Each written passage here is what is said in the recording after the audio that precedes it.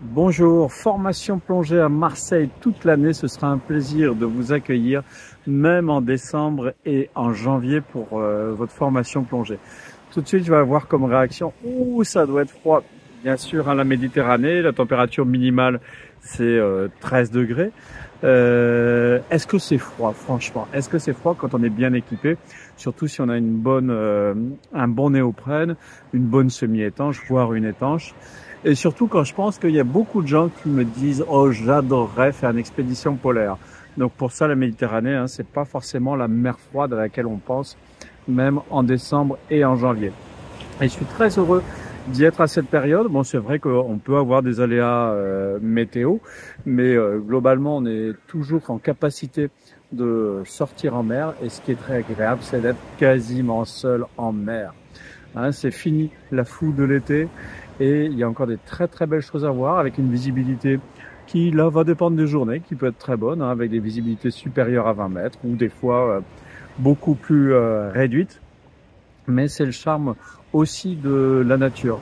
C'est normalement en janvier, une période où moi-même je devais être au Mexique, ce qui n'aurait pas changé la capacité d'Aquadomia à vous accueillir en formation plongée en janvier, puisque nous sommes plusieurs.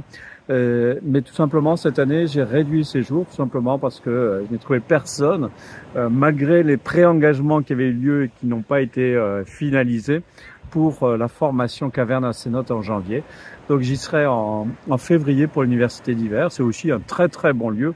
Hein, là pour le coup c'est l'hiver aux Caraïbes, mais l'hiver aux Caraïbes, l'eau est à 27 degrés. En tout cas, décembre à Marseille, janvier à Marseille, février à Cozumel au Mexique si vous le souhaitez. Mais de toute façon, les conditions sont toujours sympathiques pour une formation plongée, loin du monde et avec des émotions garanties, parce que si c'est un petit peu plus dur que d'habitude, eh ben, on s'en réjouit. N'hésitez pas à me faire part en commentaire de vos expériences de plongée en hiver.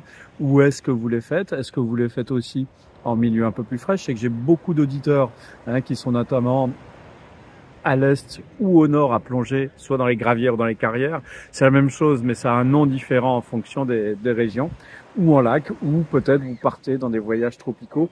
J'espère en tout cas que pour la planète, vous essayez de faire des longs voyages de manière à ne pas trop alourdir votre bilan carbone. Hein. C'est vrai que vous faites un peu moins de mal si vous partez plus longtemps. Enfin, c'est le raisonnement. Hein. Voilà. En tout cas, comme je le disais, si vous avez aimé cette vidéo, un petit pouce. Si vous ne l'avez pas aimé, je vous la rembourse. N'hésitez pas à télécharger mon guide des trucs et astuces sur la formation plongée et sur aquadomia.com aussi.